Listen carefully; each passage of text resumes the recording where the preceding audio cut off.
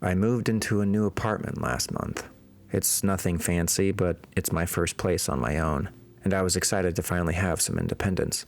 The building is old and creaky, but it has character. Or so I told myself when the radiator groaned at night, or the pipes banged in the walls.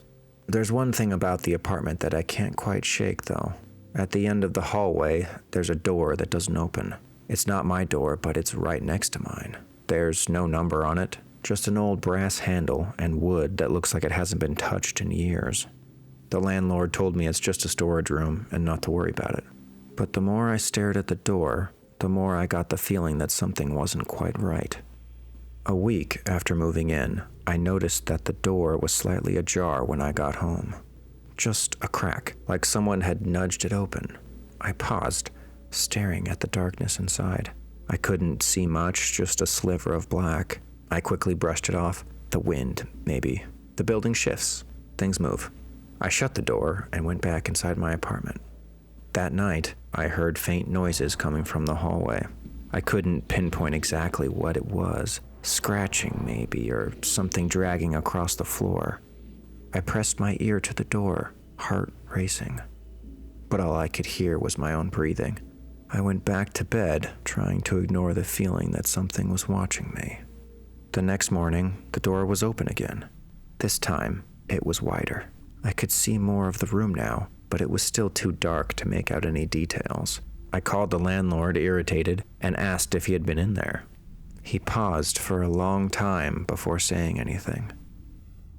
"No one goes in there. Just don't touch it. The lock's been broken for years, but no one's been inside." I hung up, feeling unsettled. I tried to put it out of my mind, but the door was all I could think about. It was like it was daring me to look inside. That night, I heard the noises again, louder this time. I couldn't take it anymore. I grabbed a flashlight and stepped into the hallway. The door was open, wide enough for me to squeeze through. I hesitated, my heart pounding. Something felt off, but I had to know what was in there. I stepped inside, the beam of my flashlight cutting through the darkness. The room was empty. No furniture, no boxes, just bare walls and a dirty floor. The air was thick and cold, and I could see my breath fogging in the beam of light. There was something wrong with the walls, dark stains that looked almost like water damage, but more organic, like something was growing inside them.